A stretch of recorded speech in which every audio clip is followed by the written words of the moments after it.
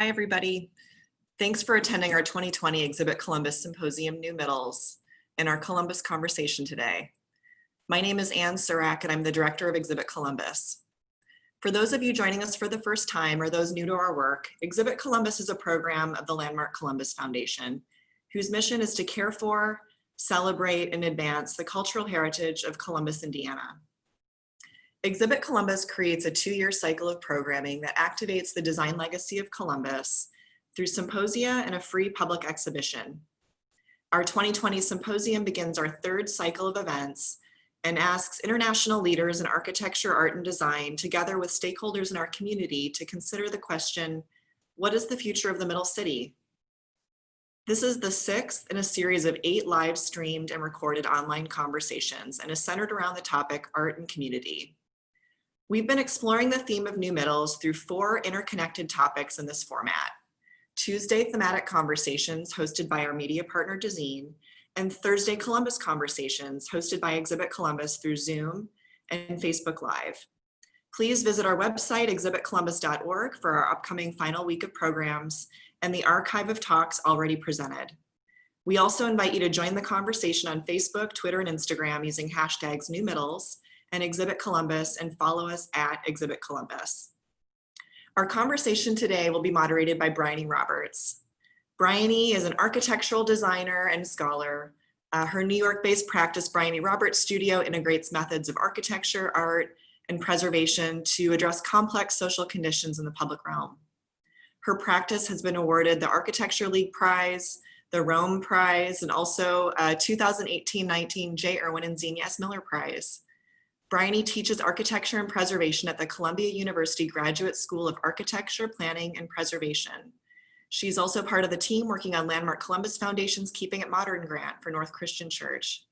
Thanks, Bryony, for continuing to be part of our Columbus community and for moderating our conversation today.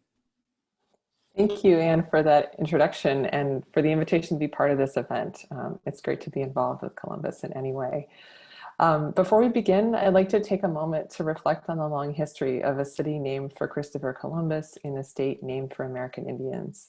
The land where Columbus, Indiana is located was ceded to the United States in 1818 through the Treaty of St. Mary's, yet this place has been a site of human activity for more than 12,000 years through the rich and vibrant cultures of the Adena, Hopewell, Shawnee, Miami, Kickapoo, and Delaware nations.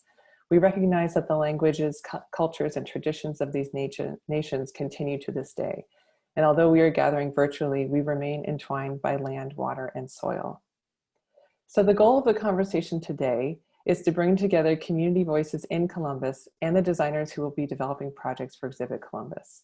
Since the pandemic prevents the usual in-person exchange of the symposium, this platform enables designers and community members to learn from each other's work and to discuss more broadly how design projects can be responsive to the social and architectural histories of a place. To frame that conversation, we'll be hearing short presentations, first from community organizer Jessica Schnepp and the members of the group NOMAD based in Columbus, and then 2 of the Miller Prize winning studios, Future Firm and Sam Jacobs Studio. The presentations will be followed by a discussion that I will moderate about, and we'll be welcoming questions from the audience through the chat function or through Facebook. So please feel free to post your questions in either place. So to start, we'll be hearing from Jessica Schnepp, who is the Community Development Coordinator for the Bartholomew Consolidated School Foundation, whose mission is to promote awareness and philanthropy for programs that help students achieve educational excellence in the Bartholomew Consolidated School Corporation. She was the fundraising coordinator for the Linden Project, a community-led effort for Lincoln Elementary School, designed by Gunnar Burkitz in 1966, that built an architectural-based playground inspired by Burkitt's original vision for the site. Jess has now turned her experience to support revitalizing the Crump Theater, an important landmark in Columbus, and helping build community enthusiasm around a much-needed arts and entertainment venue in downtown Columbus. Hello, everyone. Thank you so much for having me here today. I'm really excited. Like we have discussed, the Linden Project, that was kind of my first jumping in feet first with architecture in the community. And so from there, I learned a lot about grassroots efforts, and that has snowballed into working at the school foundation and really getting into the community and working with individuals and businesses. And so through that, it then leads to the Crump. And so I'm volunteer lead project coordinator, basically, is kind of a title that we have right now. But today I just want to share a little bit about the history and a little bit about what I think it means to be part of a grassroots movement. And it's something I like to refer to as MAVERICKS, someone who's willing to push the envelope and take that leap and go after your dreams or something that you're interested in. So let me show you a little presentation and see if we can get this up and running. Maybe. There we go. So the Crump Theater has basically been a magnet for MAVERICKS for 130 plus years. Actually, in the 30th of this month, it will be 131. And so that first Maverick for the Crump was John Crump. And so he decided that Columbus needed an opera house. So he created the first true opera house here in Columbus. But he was a maverick of his time for a lot of other reasons. He brought mass transit. He thought to build a hotel across the street that had an underground tunnel. He also then electrified that mass transit, so taking it from mules to power. But then also with the movies, when they started going to movies, they were mavericks in that time as well, because a lot of movies were single reel. They went to multiple reel movies, which, you know, wasn't common back then. So then the Rimbush family comes into play. They're the next set of mavericks. And so they actually did a 3-year battle to start showing movies on Sundays because that was banned. So they went so far as to get arrested. So they were really willing to fight for what they wanted to do. And then they also brought that 1941 Art Deco facade that we all know and love, including technology with lasers. It'd be great for today with COVID friendly. Literally, there's a laser that runs across, and as you lean down, it kicks on the water fountain. So that is one of the other unique things that they did. So from that time, more mavericks have come into play. So in 1987, the Rimbush family had decided they were pretty much done with the building and were considering tearing it down. Vernon Jewell, a local business owner, he comes in and saves the Crump because he hears the wrecking ball might be coming. From there, we then have the Columbus Capital Foundation that steps in. And their sole purpose is protecting businesses that have, or buildings that have historical and architectural significance, so that they can be saved from wrecking balls being turned into a parking lot until a new purpose that could serve the community better comes to light. So they've actually had it for, you know, almost 26 years now. During that time that they've owned it, Rovine Quigley was known as the Queen of the Crump, and she voluntarily operated that theater, and she was very creative in it. She brought in a lot of different type of talent. She even did paranormal investigation. So if you're into that, Google the Crump Paranormal and you will find YouTube videos of Rovine. And she retired in 2013, and then there were some issues concerning the Crump, and so they decided to shut it down in March of 2014. So a little over 6 years, about 6.5, it's been closed. So right now where we are, things suddenly started picking up, and it's thanks to Landmark and Exhibit, because the Crump caught the eye of Borderless Studios. And so they created their amazing exhibit, Love Letter to the Crump. And that opened up a whole new conversation about the building, about what we want in this city, about the location of it being right in the heart of downtown. And so from that, there was already a group called Save the Crump, and that grew. And it grew from 800 members to we have over 4,800 now in just a year.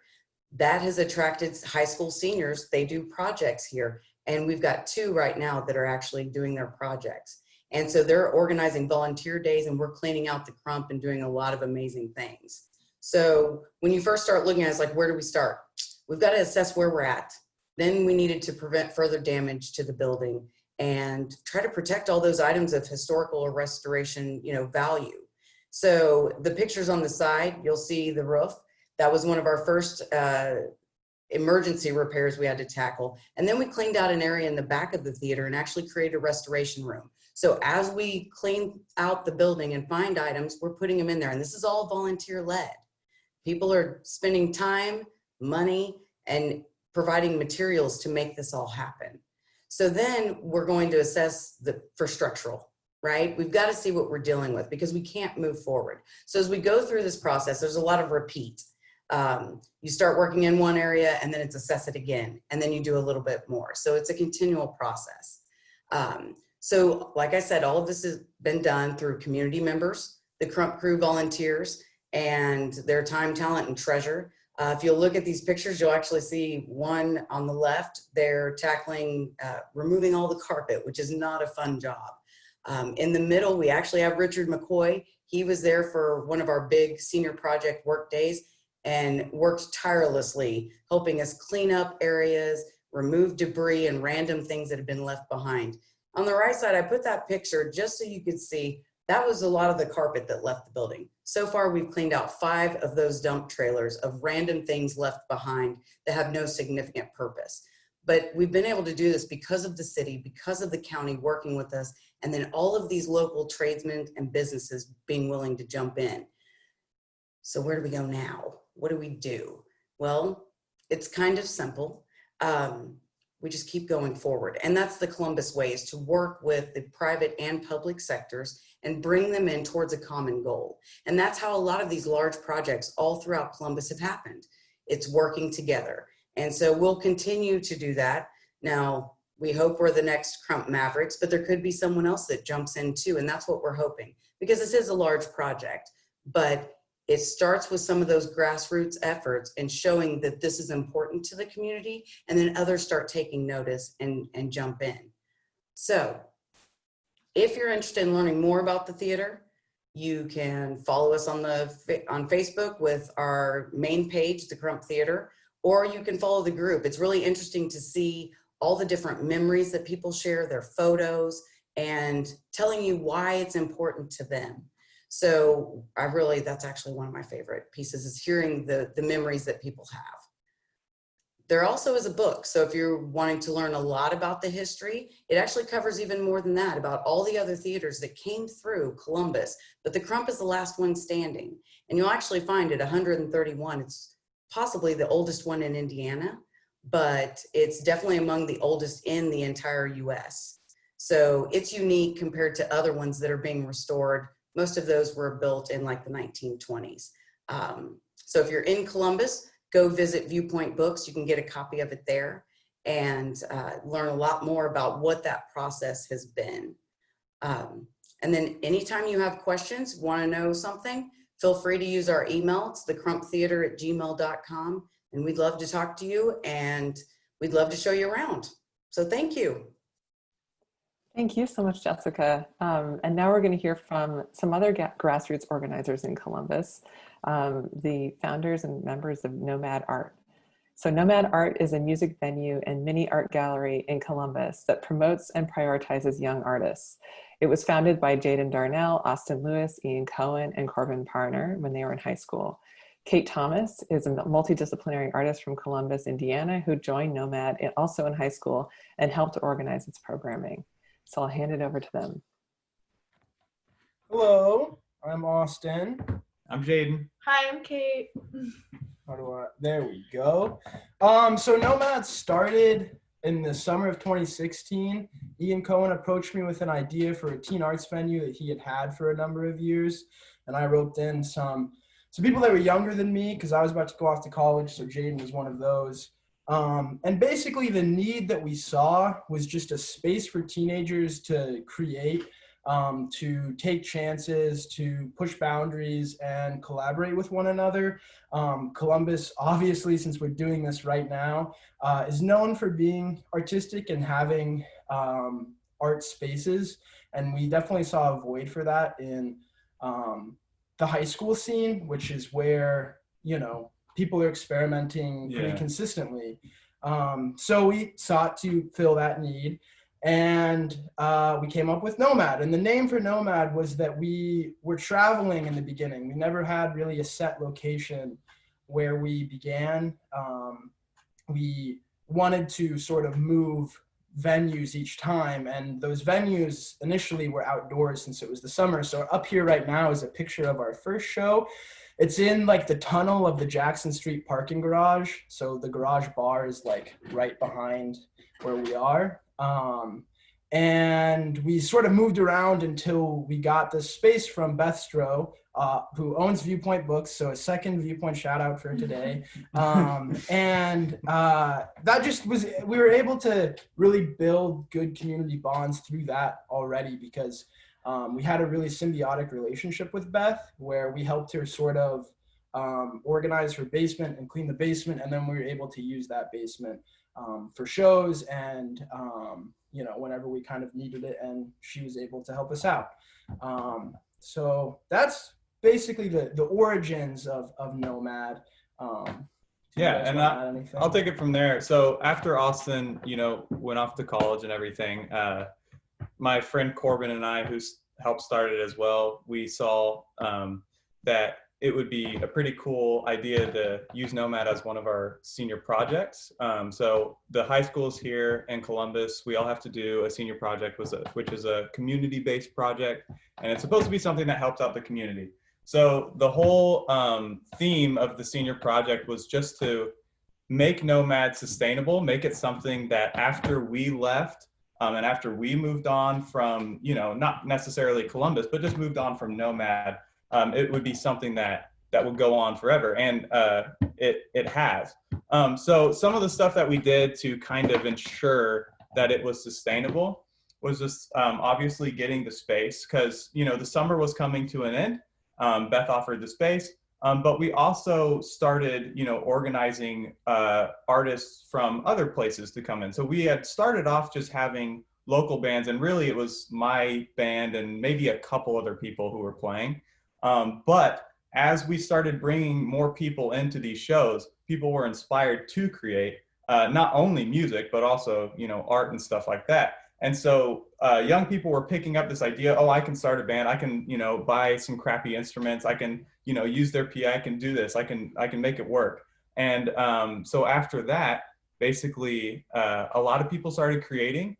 A lot of people started contributing, and it just became this kind of snowball effect, and it turned into a pretty big thing. So I'll show you some pictures real quick so this is actually the space in the basement, and we had some collaborative art projects that we did down there. The thing that those two girls are drawing on is a giant bass drum. And so basically we did all these collaborative art projects. Again, it was just this idea to kind of get people comfortable with creating in a public space, comfortable with showing their art in a public space.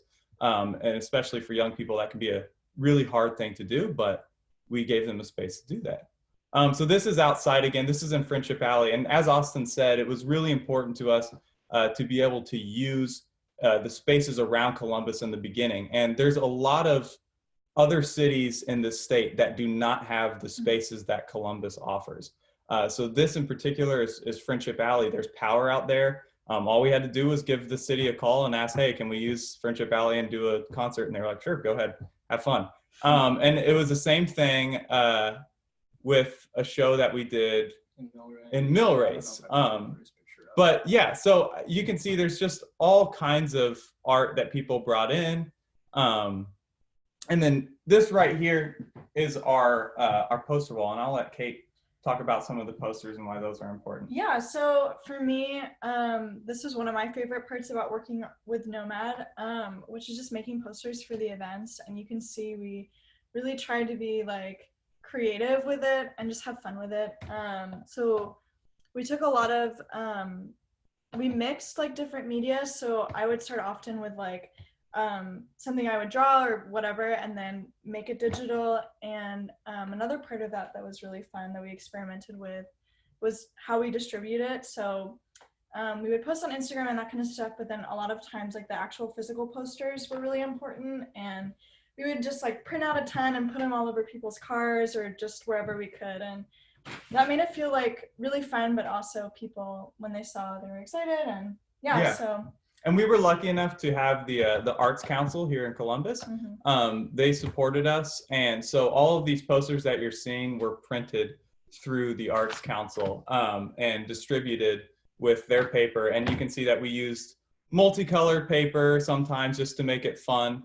And so it was really important to us to have these community ties with Beth and with the Arts Council and with other people as well, also with just local bands and stuff like that. And that was, you know, some of the ways that we got people to play and people to inspire other young people. So yeah, that's essentially Nomad in a nutshell. It's pretty cool stuff. We're not as old as the Crump or anything like that, but hopefully if it keeps on going, then maybe it'll have a history in Columbus as well.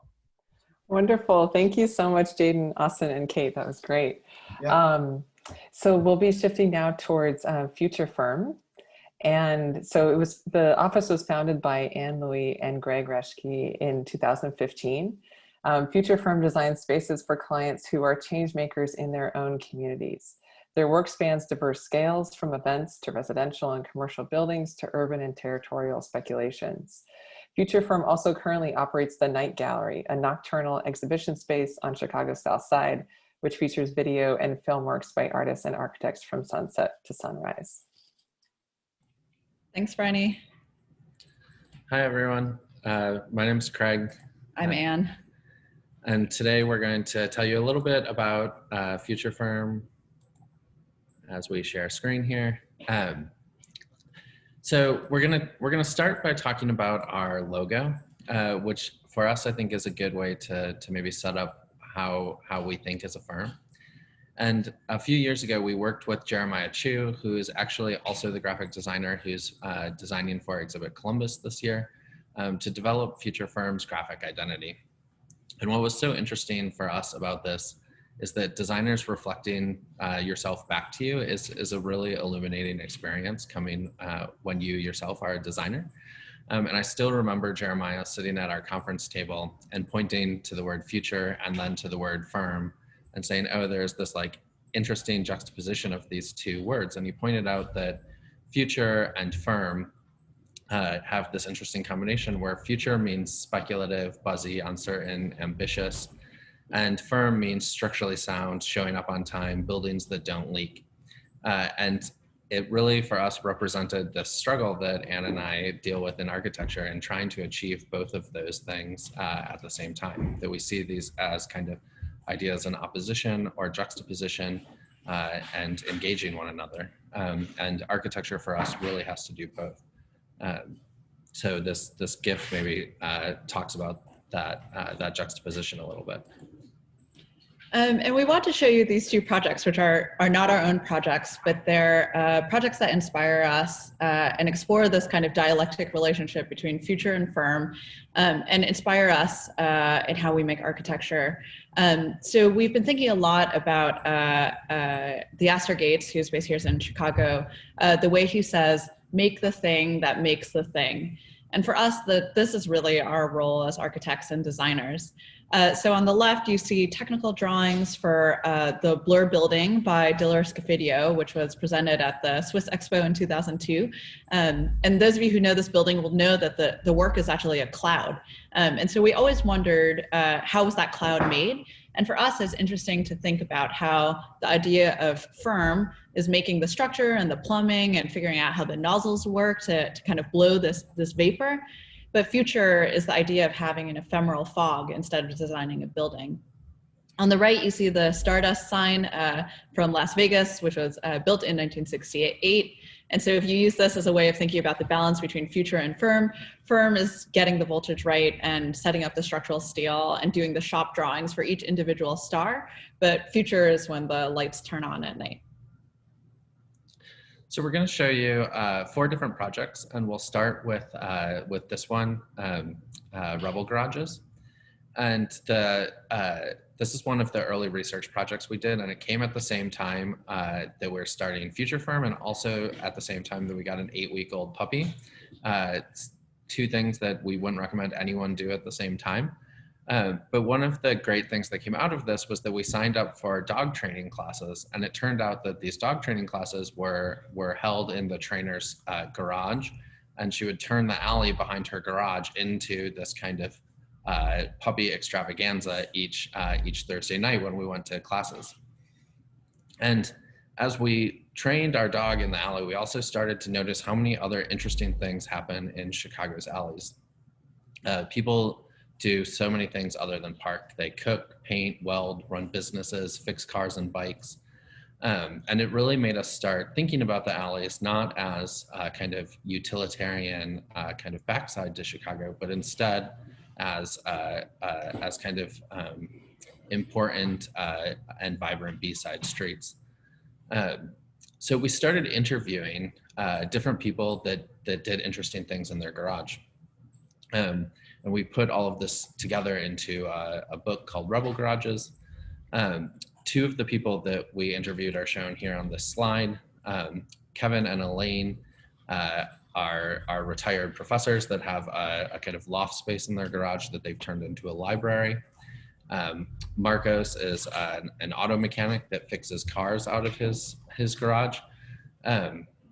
And you'll see that we worked with a graphic designer on this Partner and Partners to develop this kind of garage witness protection program where you can only see the interior of the garage and the exterior becomes a drawing, because all of these interesting uses of Chicago's garages are actually in violation of the zoning and municipal codes. So we started studying the 3 codes that regulate garages: the municipal code, the zoning code, and the building code. And we started thinking about changes we could make to those codes that would maybe enhance what was already happening in back alleys. So these changes include things like adding to the list of businesses that are allowed to be home-based, which is regulated by the municipal code, allowing signs, also something that's regulated by the municipal code, or a public favorite is allowing coach houses, something that's regulated by the zoning code, so that neighborhoods can kind of increase their density. People can have parents move in with them, that overall the kind of unit count in a certain area could go up. And in the end, we imagined that Chicago's alleys could look something like this image: vibrant collections of interesting architecture, buzzing with people and activities, lighting up the night sky. So we also want to share with you this project called Night Gallery, and it was great to see NOMAD's work doing kind of pop-up events all over Columbus. We operate this exhibition space that's really more of an exhibition plane, and it's located in our office's storefront window. Night Gallery is just a really simple idea. We feature film and video works by artists, architects, and designers from sunset to sunrise. What's really fun and exciting about this project for us is instead of having a gallery that faces inward, you have a gallery that faces outwards. And we find that the space both attracts architects and designers for kind of opening events, but it also creates an audience of people who are going to the bar down the street, people coming home from work, trucks which kind of stop and watch as they drive by the office, as well as early morning construction workers who kind of enjoy the exhibition. And we've found eating breakfast outside our place first thing in the morning. We've done this project now, we're now in our 4th year here. And this year, after 3 years of doing Night Gallery at our own office in Bridgeport, it seemed so important after the events of this year to take Night Gallery out into the city to the south and west sides. Black-owned businesses in Chicago have been facing kind of the double pandemic, both the impacts of COVID-19 as well as the ongoing impacts of systemic racism. So we want to partner with 2 other businesses, one on the south side, one on the west side, which like us serve as businesses by day and then become kind of community event spaces at night. So this is an event that we just had last weekend in North Lawndale at Principal Barbers, which is this amazing barber shop that also becomes an event space. And it featured works by 2 Chicago-based artists, Sierra McKissick and Avery R. Young. And Avery's work looked at historic film documentation of the 1968 riots on the West Side and did a new kind of live work responding to that film. What was really incredible for us about this event is people came out to it, both people who had never been to the West Side before. So those of you who know Chicago know that it remains extremely segregated, but there were also people who were at the event who had lived in North Lawndale for over 60 years and recognized people and spaces that were shown in the historic footage. We also want to quickly show this project that we just recently completed. We were hired by Chicagoan Eric Williams, to renovate his store called the Silver Room, which he founded in 1997. And this white arrow on the slide points to where the Silver Room is located in Hyde Park during one of their yearly events called the Silver Room Block Party, which over 30,000 people attend. What's been really important to us in thinking about the Silver Room and our design of it is that it's not just the space of the store, but that it actually expands the idea of site beyond the interior into the community and kind of into the neighborhood, all folks who are part of the kind of Silver Room family. Beyond the block party, what's really great about the Silver Room is that they do events every night, workshops, tango classes, gallery openings, nonprofit fundraisers, story time, stepping lessons. These are like all things that could happen in any given week. And so it was really important for us to design a space for the Silver Room that could be flexible and could accommodate kind of all these changing uses. So when we were designing this space, what was really important to us is, one, that the design and construction could happen extremely quickly, which happened all while the store was closed for COVID-19 for 3 months. We tried to create a really minimal design approach that actually became a kind of backdrop and a platform for the people's products and events that are the kind of core and heart of Silver Room. We implemented this plug-and-play system in collaboration with designer Norman Teague, which allows there to be kind of flexible adjustments for the ever-evolving and changing curation of products, many of which are from local designers and feature BIPOC designers from all over the US. I think it's important to note that for us, it was really important that everyone who worked on this project was from the South Side: design, architecture, electrician, painting, 3D fabrication, flooring. For us, while we've been trained to see architecture as a kind of top-down project that we show up and kind of say how things should be, Silver Room taught us a really kind of different way of working and working collaboratively. We think about it kind of almost like more like being in a band, that we were a part of a team of folks who worked kind of intuitively and with speed to create the space that was really a horizontal collaboration. And I see that we're getting over our time, so I'm going to go through the Den really quickly. But the Den Theater is a project that we've been working on. It was founded in 2010 in Wicker Park by Ryan Martin, and the project it started as a small community theater, just 50 people. And on the second floor of an old department store. And over time it has expanded, and it now has taken over this entire 40,000 square foot building. So as they've kind of expanded in an ad hoc way, they came to us and said, we need a master plan for how we can turn this into like a real performing arts center instead of the kind of maze of spaces that it is now. So we came up with this idea of Main Street that you can see in yellow on the diagram. And then on the left side, you can see a laser scan of the building that we think kind of represents the current condition and the chaos that we're trying to sort out. So the Main Street concept expands Milwaukee Avenue throughout the Den building, connecting its wide variety of interior spaces from the lobby bar to the ground level restaurant to intimate theater spaces, and finally culminating in a kind of exciting new large venue capacity that will be in addition to the third floor. And also includes informal seating, pop-up events, new theaters, bars, and restaurants. And then this is a kind of view from the exterior where we looked at some kind of lighting solutions that tie together the Den's 3 buildings, the kind of main building that you see on the right, the small brick building in the center, and then a new building that they're expanding into all the way on the left.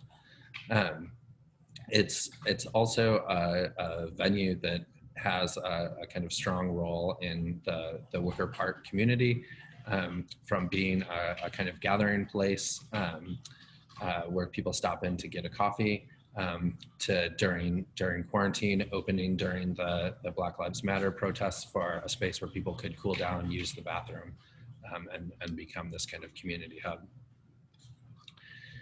So at the beginning, we showed you the technical documents that illustrate how to make the thing that makes the thing. We'll end here on the effect: a cloud blowing across the lake in the evening sky, moisture and wind on your face. or the click and twinkle of mechanical stars against the dry environment of the desert night. The joy of these experiences, the joy that these experiences might bring, like the perfect song that gets the party started, is our ambition for Future Firm. So we work to understand systems that can produce these feelings, from steel and bolts to amperage and lumens, as our moment of figuring out the firm. And we're so looking forward to working with everyone in Columbus, a city with exciting design around every corner, and working with everyone here on this panel and at Exhibit Columbus. So thank you so much for having us. Thank you, Anne and Craig. The work is fascinating. And last but not least, we'll hear from Sam Jacob from Sam Jacob Studio. So Sam Jacob is principal of Sam Jacob Studio for Architecture and Design, a practice whose work spans scales and disciplines from urban design through architecture, design, art, and curatorial projects. He has worked internationally on award-winning projects and has exhibited at major museums such as the V&A, MAC, and the Art Institute of Chicago, as well as cultural events, including the Venice Architecture Biennale. He is professor of architecture at University of Illinois, Chicago, and columnist for Art Review. Previously, he was a founding director of FAT Architecture. So Sam, take it away. Thank you. Thank you. Hold on, I'm just clicking lots of buttons to hopefully make things work.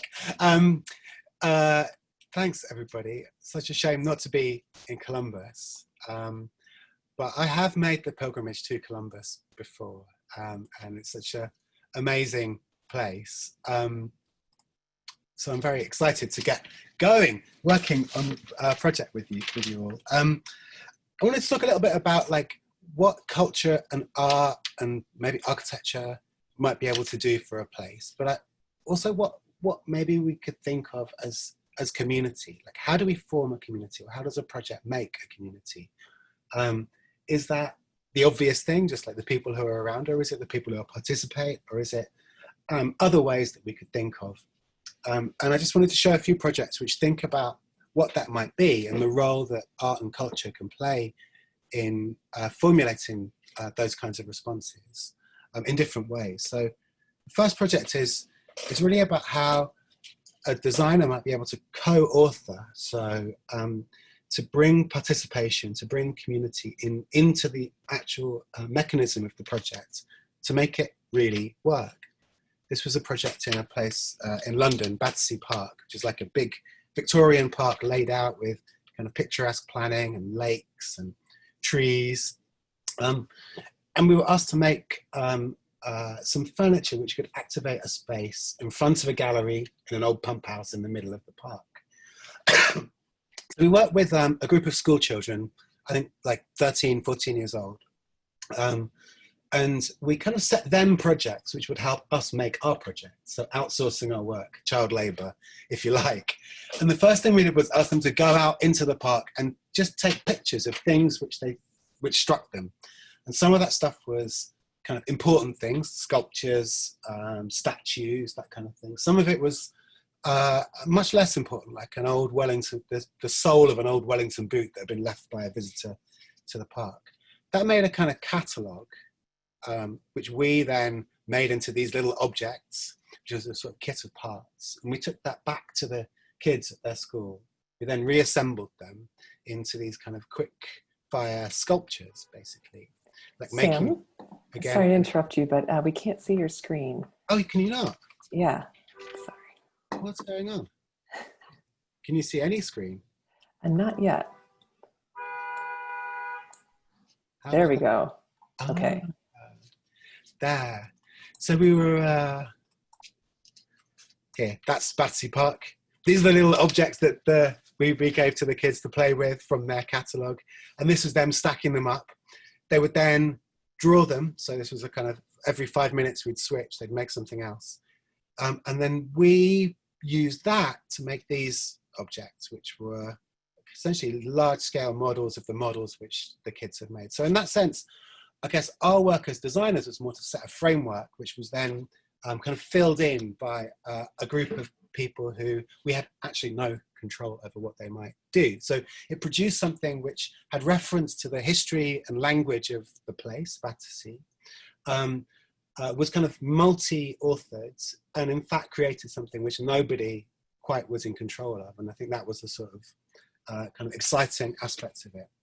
I could say maybe another question is like, what is community space? What are you trying to create when you make room for aspects of a community? In fact, are there problems in thinking of what a community might be? Maybe it's not so singular.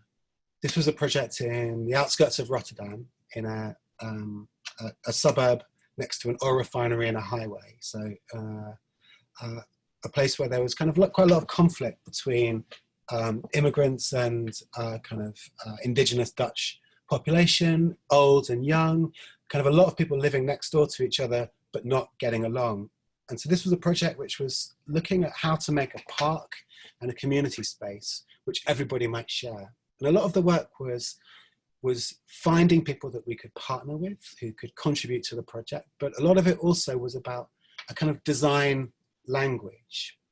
And so the kind of references we were using were things which were familiar to everybody, aspects of the landscape which surrounds everybody, without any of the kind of, you could say, specific, recognizable, historical languages of kind of architectural forms. You know, here it's tree and road sign, different ways of making chairs, different ways of incorporating, you could say, very kind of communicative forms of design language, but in a quite surprising way.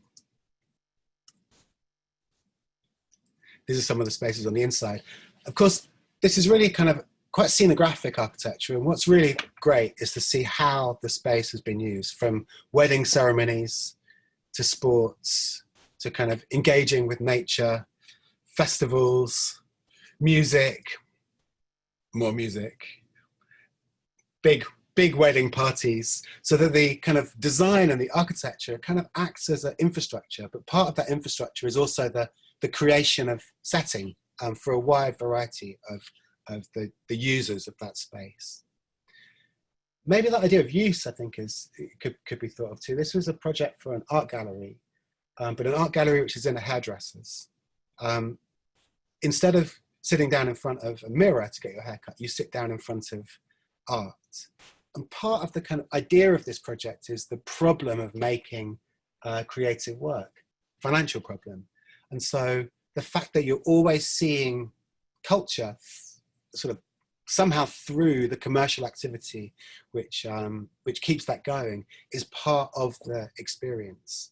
From a design point of view, it's about making that kind of armature, the commercial armature and the armature for culture, sort of both of them visible at the same time.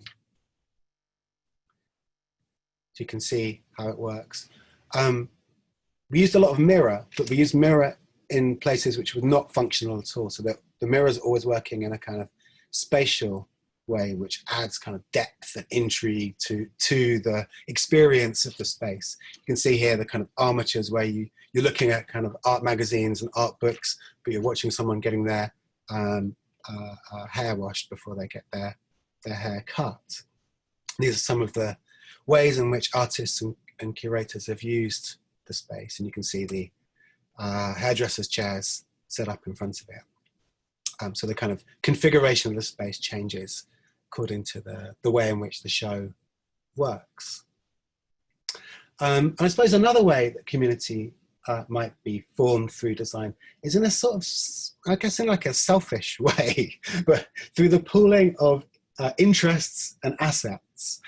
This is a project we've been working on for a long time.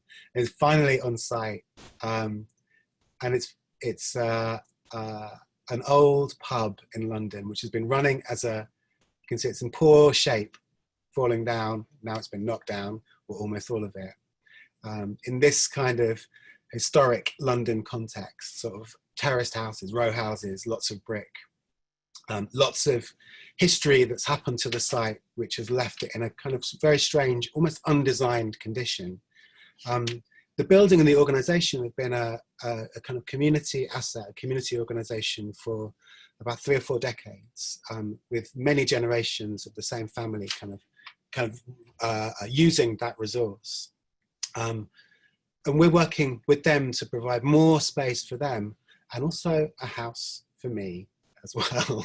And that's, I suppose, about sharing our common interests as well as the assets that we might have, whether they're skills or land or money. And so the hope there is that we kind of make an incredibly mutually beneficial project where everybody feels like they're getting the best deal out of it.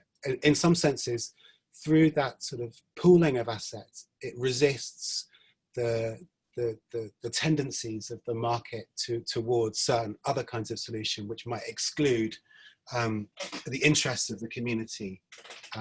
So that's our hope, at least. So I'll stop sharing there. Thank you, Sam. That was great. So now I'd like to bring all the panelists back together for a conversation. So if you can all turn back on your videos and unmute yourselves. And if anyone in the audience has a question, please feel free to add it in the chat or the comments. Also, heads up, we're gonna make sure we have enough time for questions. We're gonna go just 5 minutes over since we're running a little behind to about 1:05. So to start it off, I'd love to build on what Sam brought up in his last presentation, this question of what is community really, and what are the ways of working with community, creating partnerships. So the word community is of course not neutral, and it's defined differently in different contexts for different purposes. So I'm curious to hear how each of you is thinking of community in your work. Who is included in that term?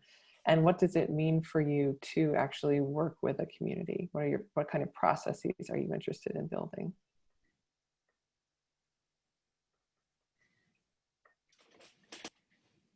Well, in the case of the Crump, it's a mix of everything. It's not just the individuals that live here, it's the individuals that come to visit. It's been really interesting as we're working, having a work day, the amount of visitors that are still coming to our city, stop by and ask questions. And then next thing you know, they're on the Facebook page and they're messaging you. And so it's been very interesting with this project in particular that it goes beyond Columbus. I have mentors in Chicago, in LA, in West Virginia, who all reached out and said, we want to help you. So I think community does not always mean the town that you're in. I think it can expand, and especially in today's world with all the technology, it expands even further than just, you know, your city, county, state.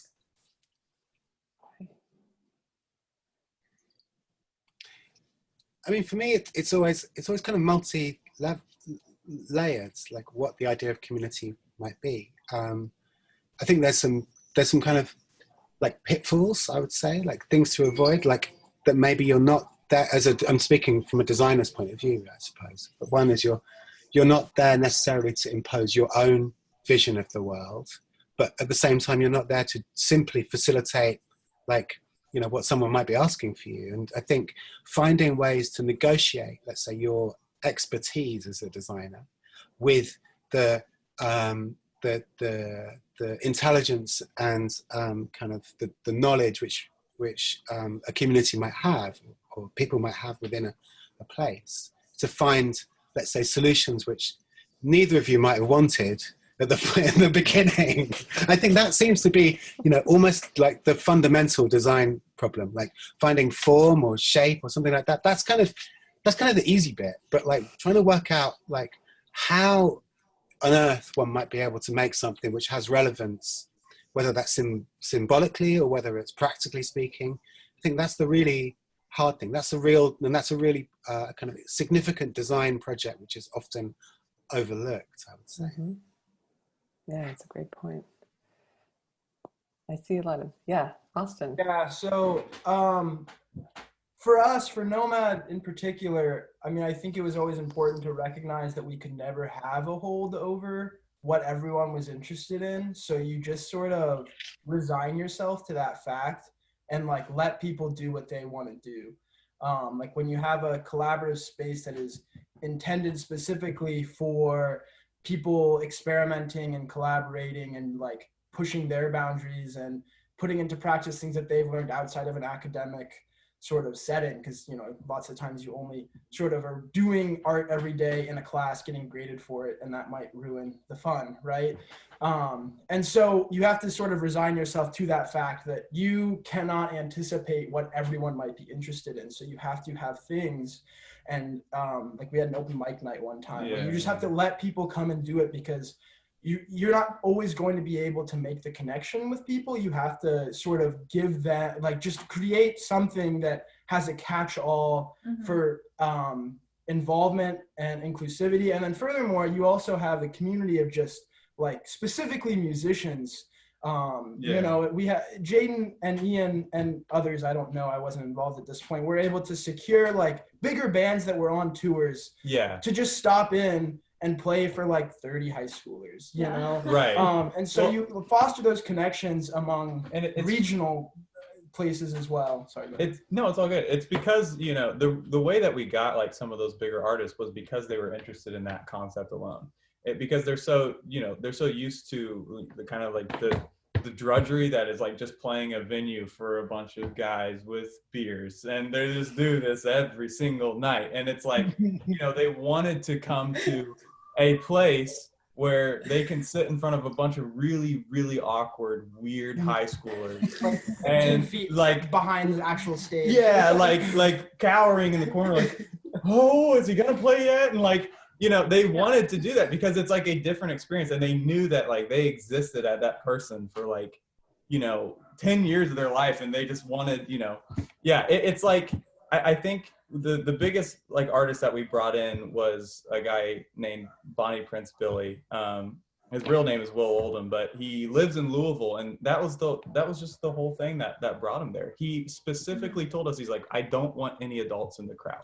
I want there to be the most minimal, like you know, you have the people there that are kind of observing and making sure everything's going okay, but that's all I want. I want it to be all teens. I want it to be all young people, because they don't get to see that, you know, group very often. And, you know, especially seeing those people just doing what they want in a space. It's a very rare thing, you know, so yeah, that's what it is for us. That's great. And Anne and Craig, do you have thoughts on that? Yeah, I was just saying to Craig, I'm going to respond to this like in a very personal way. So this isn't necessarily about how, it's something we've been thinking about together. I think for me in Chicago, community, like Sam said, has sometimes been a fraught word for me, in the sense that I think sometimes it can be used as a placeholder to describe African American communities or communities of color, right?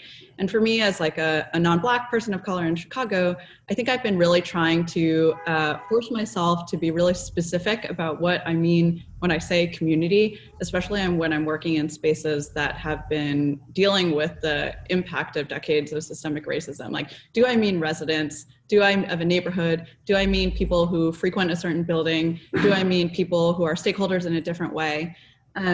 Because I think that it can become, for me personally, a kind of like a kind of crutch, right? To not be articulate about the folks, we're serving, or the kind of stakeholders we want to have engagement with or impact with. So I guess for me, I've been like trying to wrangle a lot with this word community. I think for us, increasingly, we've been working in the past year in the South and West sides. And I think something that Craig and I have been thinking about is there a way of thinking about having solidarity with others through shared values or shared interests or shared goals, and that might be what we mean when we say community. And that increasingly, I think for us, one thing that we try to bring to the table is just technical expertise. That what a lot of people want and need from us is our license and our stamp and our ability to detail an exterior wall that doesn't leak, which we think is something that everyone deserves, and actually is something that we can offer without kind of like bringing a cause to the table.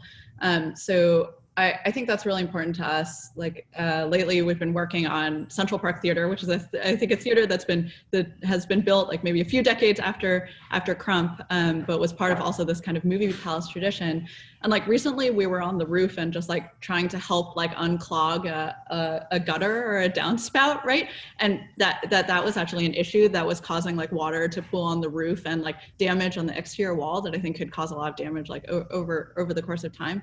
So I think one of the things we've been trying to do is, think about how community, what we mean by this, how to find like solidarity and shared values, and how to use architecture as technical expertise to serve in neighborhoods that have been systematically disenfranchised in Chicago, which is a place that we live and work and want to make change. Mm-hmm. Yeah, that's really beautifully said. I want to sort of touch on another theme that is so central to Exhibit Columbus and the sort of origins of Exhibit Columbus, which is preservation. And, in a way, Exhibit Columbus is a form of preservation through kind of reanimating these historical sites continually year after year. And what was exciting to me always about the way that Anne and Richard framed that is thinking about preservation as something continuously in flux, right? About kind of event and activity and people coming together more than about freezing something in a particular period of time. And I think it's interesting how in all of your projects, you are addressing preservation, whether it's the preservation of a specific tangible building or the kind of support for sustaining communities. Again, it being a complicated word, but we can think about it as enabling people to thrive in place, right? Who might be displaced otherwise. So I think, Anne and Craig, a lot of your work is around that. Sam, I think you very much deal with sort of cultural history and the way that it's articulated through architectural form. And you talk about language as a form of connecting to the past. And NOMAD, I think you're supporting this cultural world in Columbus, particularly for young people. And it was interesting to hear you talk about sustaining that, thinking about supporting that through time. So I think it's great to see all of you together as the kind of multifaceted way of thinking about preservation. I'm curious to hear your thoughts, if you have any, on what preservation might mean to you in your work. It's unique at the Crump because you have so many memories, right? So some people, whatever their memory may be, they want to stay that way, right? Not always feasible between technology and what the building may be like. We're going to have to make changes. So instead of saying this is a straight restoration project, I always refer to it more as reinventing, revitalizing. We're giving the Crump new life because just like I work at the school foundation, one of the reasons I work at the school foundation is I love working with students, but I'm not a teacher. Like I'm not teacher material, but the enthusiasm that they have and the energy and how creative they are, that's what I want to see at the Crump when it's completed, is the ability for all different groups to be able to come and express themselves and share that with others, because others are curious. They just, right now, they don't know about NOMAD being in a basement, right? So trying to give a central location where they can come and showcase that is preserving what was started there. So it may not be the building, it may be more the idea of what the Crump was initially, if that makes sense. I think for us, preservation is not only about the space, because right now, actually, the space that we use in the basement at Viewpoint is being used by Viewpoint to store books. And so we actually can't use that space to perform. So right now they're performing outside on the lawn next to Viewpoint, where that parking garage is. And so, I mean, for us, I think a big part of the preservation is actually, preserving people's artistic integrity and their ability to create in a space judgment free. And, I'm even at an age now where I am not as involved with NOMAD. Like all three of us are not as involved with NOMAD as we were whenever we were in high school. But now these kids have just, picked it up and they're doing it, just as well as what we did whenever we were in high school. So they're really preserving the legacy of NOMAD, and it's not only about the space, it's not only about the venue, it's also about, creating artists and creating people who are comfortable with making things and are comfortable, with themselves in a space. And so that space kind of, it can be an idea that transcends just being there. They walk away and they can do stuff and present things at school more comfortably. And, it's not just about the space. It's about like preserving people and making them feel comfortable as well. So, Is that cool? Mm-hmm. Yeah? Does that work? Yeah, like I suppose like the issue of preservation has a moral dimension. If you think of like, so the art critic John Ruskin talked about certain ways of restoring things. He described it as a false description of a thing destroyed, and that the act of restoration was actually the kind of ultimate destruction of the thing, the aura of the thing, or the kind of soul of the thing, in a sense. And there's lots of kind of attitudes in a professional sense which have developed, I think, from that position, which essentially about like how should you treat the built fabric. But I suppose, which are all interesting to think of. And Jessica, it's interesting to hear you saying, well, it might be a restoration not of the physical stuff, but the spirit of a place. And I'd say that would be one way to sidestep the kind of problem that Ruskin was talking about in the 19th century. But I think also, increasingly the question of history and what history, the sort of narratives of history that are written, I think are becoming kind of more obvious and maybe more kind of, we should sort of question them a bit more. To quote someone else, it's like Winston Churchill says, history is written by the victors, and like clearly that's often the case. And so the things which are preserved are often the things which belong to a certain kind of certain strand of society, one might say. And what are the consequences of that in terms of making a more open or more equitable or more accessible kind of idea of the civic? So I think those questions are embedded in the physical fabric of cities, and are really part of questions that we can always ask about, like, are we going to repaint it or not? Like, we can think of very practical decisions with this sort of moral and political kind of lens at the same time. And for me, that's where it gets really exciting. We can honor the amazing things which have happened in the past, but we don't want to be trapped by a kind of nostalgic dogma at the same time. I think, so I will also kind of admit here that I am a landscape architect as well as an architect, and that influences a lot of the ways that I think about buildings. And I think landscape architects always kind of talk about invasive species and then ask the question, like, at what point did a certain plant become invasive, right? Before, if we look back further into the past, the ecologies that surround us were very different. And today's invasive species are going to be tomorrow's native plants. And I think, or I try to think about buildings in the same way, that they're not something that we can kind of, architects have a tendency to think of them as permanent, when in fact, just like ecologies, buildings are changing all the time through maintenance, through renovation.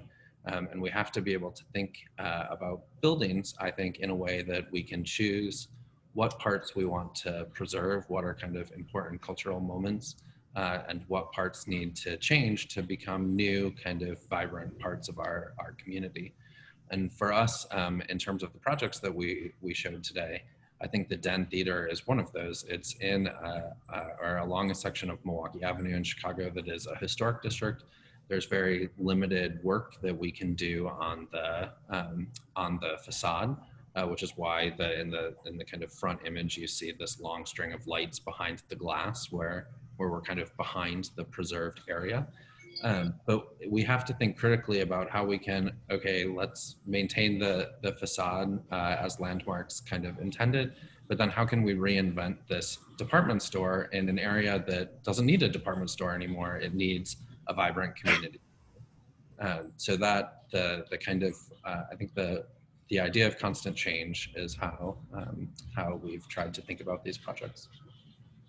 Wonderful, thank you. And unfortunately, we are out of time, even though there's so much more to talk about.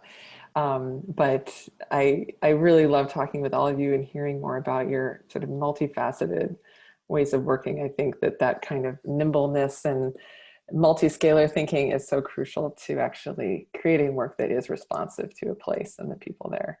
So I'll hand it back over to Anne.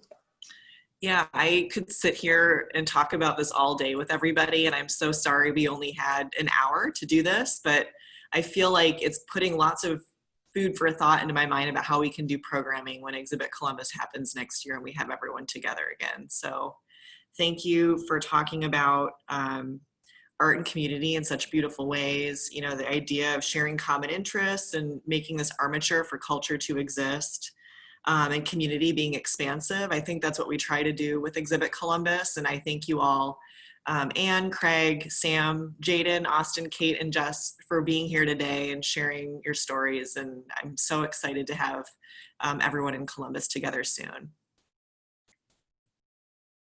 Thank you also to the rest of our Exhibit Columbus team, to Mimi Zeiger, Iker Gill, Janice Shimizu, Ben Valentine, Hadley Fruits, and Richard McCoy. Thanks to everyone in our audience for tuning in today. For those who missed the Thematic Conversation streamed earlier this week through Dazine, please visit our website, exhibitcolumbus.org, to watch that program.